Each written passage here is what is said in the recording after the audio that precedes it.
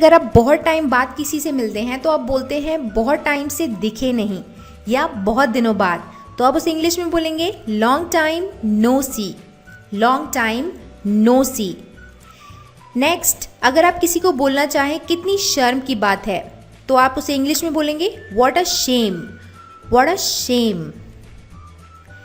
Next, अगर आप बोलना चाहें मैं पूरी कोशिश करूँगा या मैं पूरी कोशिश करूँगी, तो उसे आप इंग्लिश में बोलेंगे I will try my best और I will try my level best. Next, अक्सर हम बोलते हैं कि कहीं नज़र ना लगे, तो उसे आप इंग्लिश में बोलेंगे टच वुड। क्या बोलेंगे? Touch wood. नेक्स्ट, क्या बेहूदगी है, व्हाट नॉनसेंस।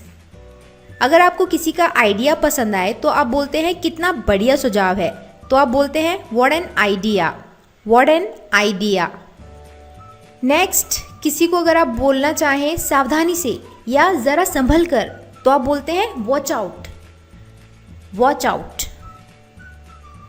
किसी को बर्थडेज में विश करते टाइम आप बोलते हैं ये दिन बार बार आए, तो उसे इंग्लिश में बोला जाता है many happy returns of the day या फिर many happy returns of the day अक्सर लोग बोलते हैं, जिसका मीनिंग होता है ये दिन बार बार आए। इसके बाद अगर आप किसी चीज़ को देखकर बुरा फील करते हैं तो आप बोलते हैं छी छी। उसको इंग्लिश में बोलते हैं how disgusting. How disgusting. Next, किसी चीज़ को सुनकर आप सरप्राइज हो जाएं या आश्चर्य में आ जाएं, तो आप बोलते हैं क्या सच में, तो उसे इंग्लिश में बोला जाता है इज इट। तो ऐसे ही किसी सवाल का जवाब दिया जाता है हाँ ऐसा ही, तो उसे इंग्लिश में बोला जाता है यस इट इज़। नेक्स्ट, अगर आप बोलना चाहें कितने दुख की बात है, तो उसे आप इंग्लिश में बोलेंगे what a pity. What a पिटी। अगर आप किसी हॉल में हैं और बहुत क्राउडेड एरिया है, तो आप बोलते हैं चुप रहिए या ज़रा चुप रहिए, तो उसे आप बोलते हैं please keep quiet. Please keep quiet या क्वाइट प्लीज़। इसके बाद अगर आपको किसी को बोलना है जल्दी चलो, तो बोलेंगे हरी अप। नेक्स्ट, कितना सुंदर है, हाउ लवली। कितने अपमान की बात है, हाउ डिसग्रेसफुल।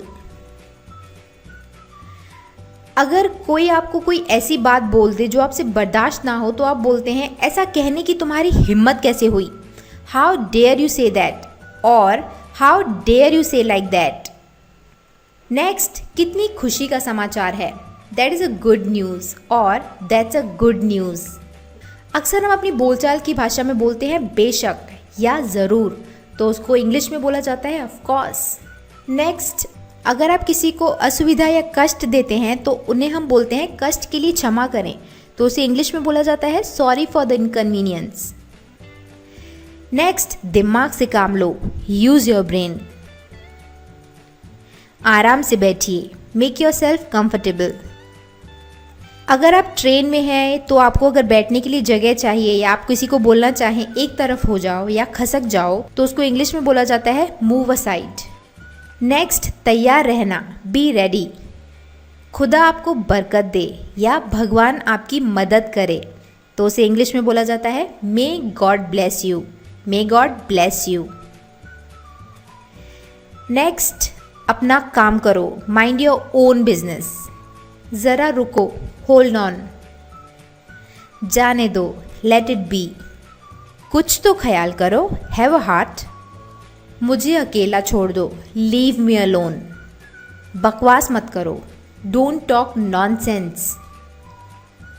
कुछ परवाह ना करो या ज़्यादा मत सोचो या बुरा मत मानो, तो उसको इंग्लिश में बोला जाता है नेवर माइंड।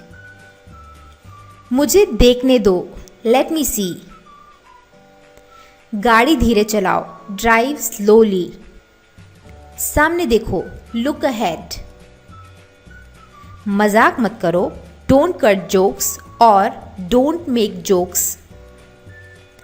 पागल मत बनो, डोंट बी सिली। ज़रा और ठहरिए, please stay a little longer. बैठिए, प्लीज बी सीटेड। अपने मन की बात करो, स्पीक योर माइंड। जुबान पर काबू रखो, होल्ड योर टंग और माइंड योर वर्ड्स। अपने आप पर भरोसा रखो, have faith in your self. समझने की कोशिश करो, ट्राई टू अंडरस्टैंड। जगह खाली करो, वैकेट द प्लेस। सोच समझ कर बोलो, थिंक बिफोर यू स्पीक। कल मिलेंगे, सी यू टुमारो। आपका सफ़र कैसा रहा, हाउ वॉज द जर्नी। मैं अभी आ रहा हूँ, जस्ट कमिंग। खबरदार, बीवेयर। मुझे बुखार है और गला खराब है। I have fever and sore throat. I have fever and sore throat. तो हमारे 50 सेंटेंस हो चुके हैं और है अब लास्ट, फिर ज़रूर आइएगा, do come again. Yes, do come again जो मैं आपको भी बोल रही हूँ कि इन्फॉर्मेशन सेंटर पर आते रहिए। तो अभी हमारे सेंटेंस ओवर हो चुके हैं। मुझे उम्मीद है कि ये वीडियो आपको यूज़फुल लगा है। ये 51 सेंटेंसेस बहुत ज़्यादा यूज़फुल हैं हर एक की लाइफ में।